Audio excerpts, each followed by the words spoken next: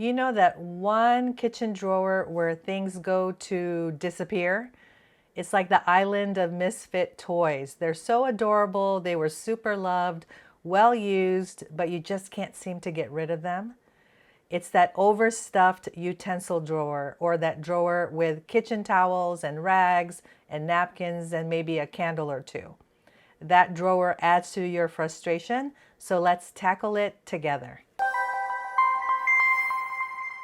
Hi friends, I'm Simply Sherry, and we are continuing our 5-day mini-series where we are decluttering the kitchen. We've already done the fridge, the pantry, the kitchen counter, and now we are going to take care of that kitchen drawer. So here are 5 quick things to reclaim your messy kitchen drawer. Number 1, broken or useless items.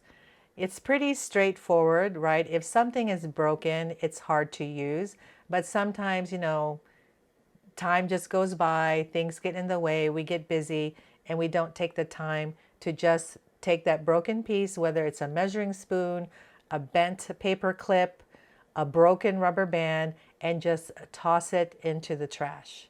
At one point, that measuring spoon was part of a lovely set, including the measuring cups, and you baked many wonderful desserts with your kids or your loved ones during the holidays, but it's no longer useful, so let it go. Instead of it taking up valuable space, get a new set or a new one and use the space in that drawer for your new lovely measuring spoon. Number 2, duplicates.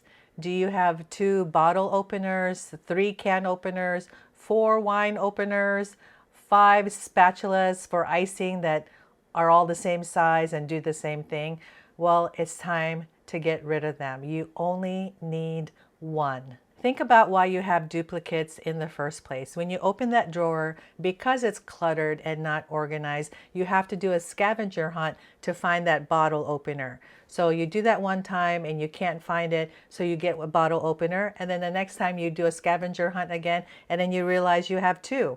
And then the next time it's just the same thing, where you're just always doing a scavenger hunt, not really knowing what's in that drawer. So keep the one that you like the most and use the most, and donate the rest. Now that you only have 1 bottle opener and you know it's in that drawer, you won't have to do a scavenger hunt, you won't have to buy a duplicate, and you only have the things that you need in that drawer. Number 3, random items that don't belong.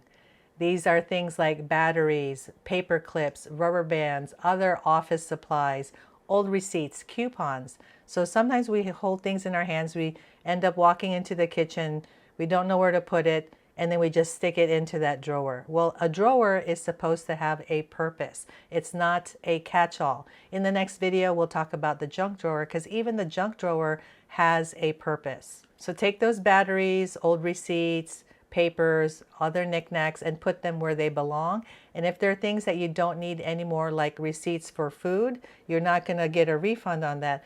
Go ahead and shred those. Number 4, expired coupons and menus. Yes, you had that $2 wonderful coupon for that specialty oil, but guess what? It expired 4 months ago and the store is not going to accept it. So it's okay, have a better system next time for remembering to use your coupons, but you have to let it go. What about the takeout menus? I used to have a drawer dedicated just for takeout menus, but guess what? We now have the internet and DoorDash, Uber Eats, all kinds of platforms where you can see the menus and order directly online. Even the restaurant website has the menu. And those old paper menus, they're just clutter culprits. Let them go. You don't need them.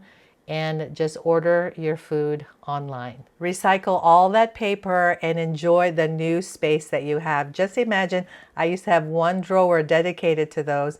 Now that drawer serves a better purpose. That's a lot of real estate.